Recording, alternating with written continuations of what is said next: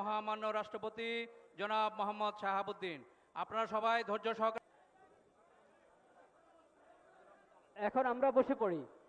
এখন সবাই বসে পড়ি। হ্যাঁ হ্যাঁ, সানার পরে যে সেটা ধন্যবাদ। আমি মাননীয় প্রধানমন্ত্রীর কাছ থেকে অনুমতি নিয়ে আপনাদেরকে অনুরোধ, সালাম ফিরাবার পর এদিকে আসবেন।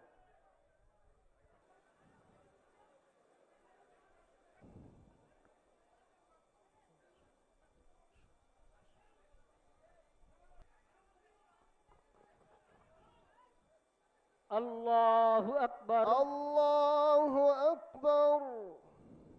أو على سفر فعدة আল্লাহু আকবার।